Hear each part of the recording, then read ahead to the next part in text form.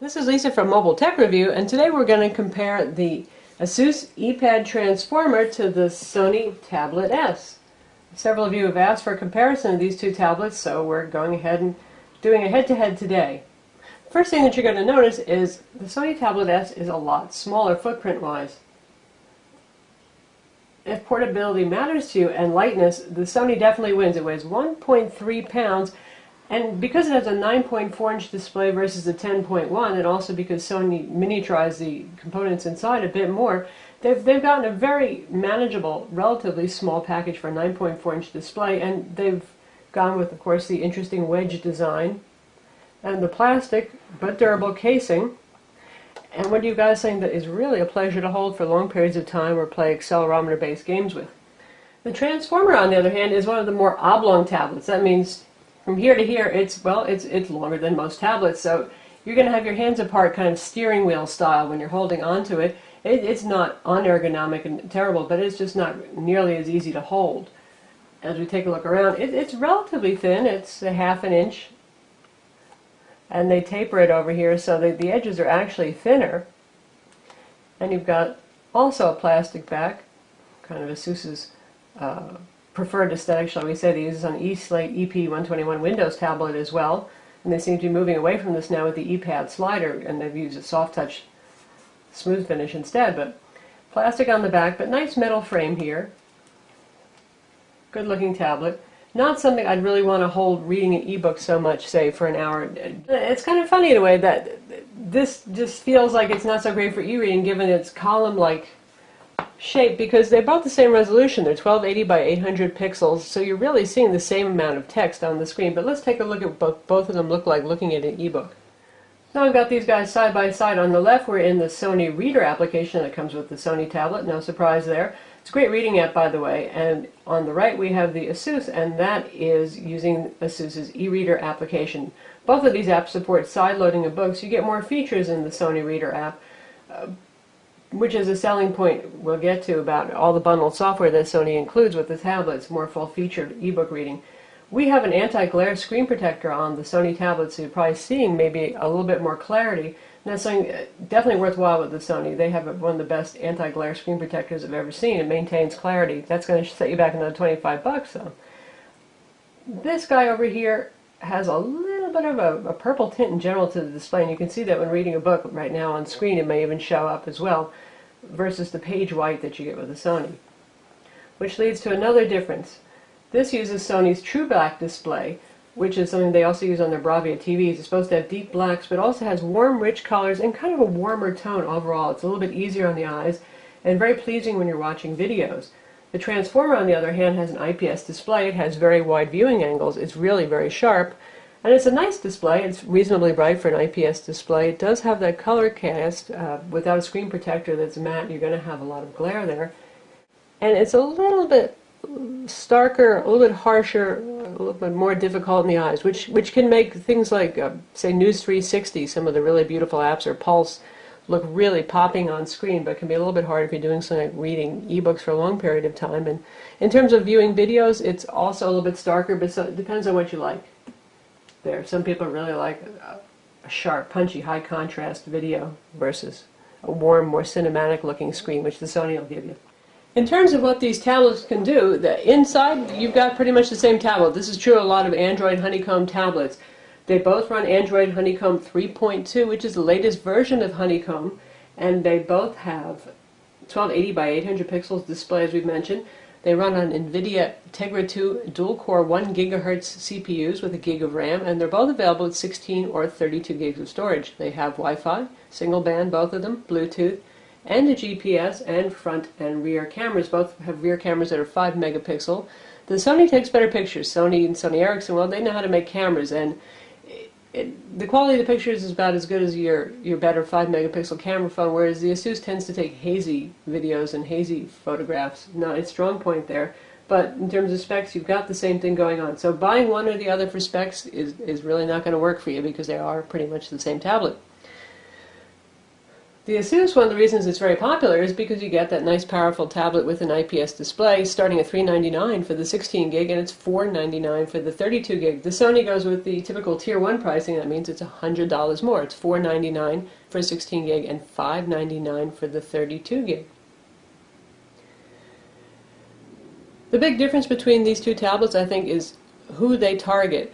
The Sony is really more of a lifestyle, multimedia, more like an iPad kind of family product in terms of the services and software that it offers. It comes with Sony's e-reader, ebook reader, Crackle for watching movies without having to use Adobe Flash in the web browser, which can be kind of painful in terms of using Adobe Flash controls. You get some PlayStation games on there. It's PlayStation certified. That means certified for PlayStation 1 and PSP games. Right now there's only 2 games. We're hoping Sony comes out with some more. They seem to have plans for that. And you also get a couple of other typical Sony things. You get the replication of the Sony Dash, which is sort of like the world's smartest alarm clock that runs streaming information services, and that's based on the Chumby service that's built into the Sony. Good for passive content consumption. Really, once you have a tablet, you can be much more interactive instead of just having streaming news feeds or stock tickers and things like that going on. It's less exciting, but it's still there. And one of the coolest things about the Sony is it has an IR blaster and AV remote control that works really well and is very easy to use to control all of your home AV, home theater gear.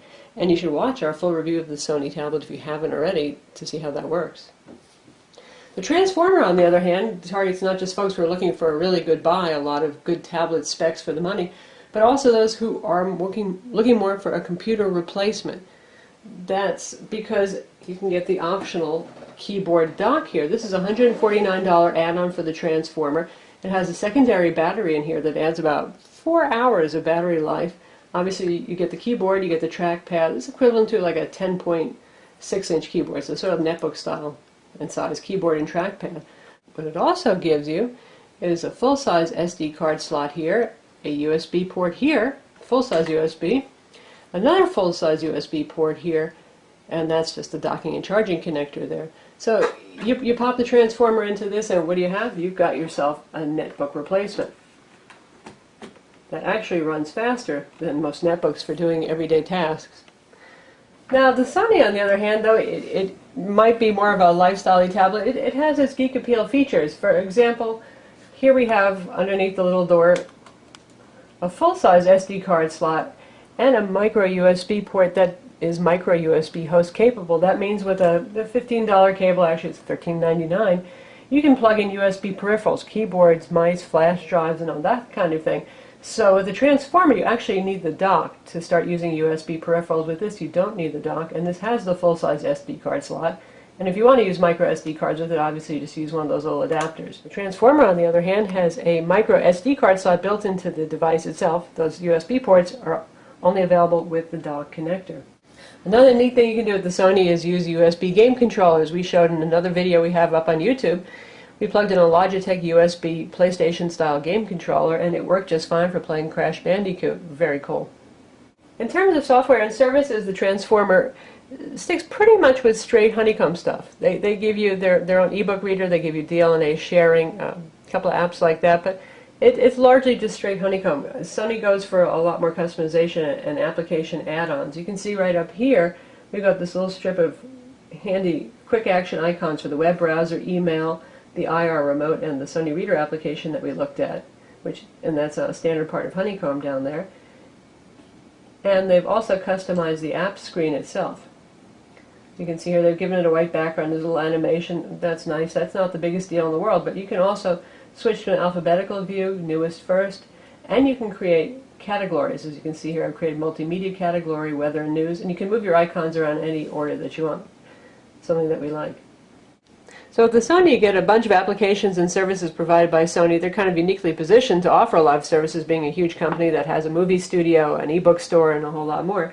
So you get the Sony Reader ebook application, and that works with Sony's ebook store, and you can sideload books as well. It uses standard Adobe Adept DRM, so it'll work with those.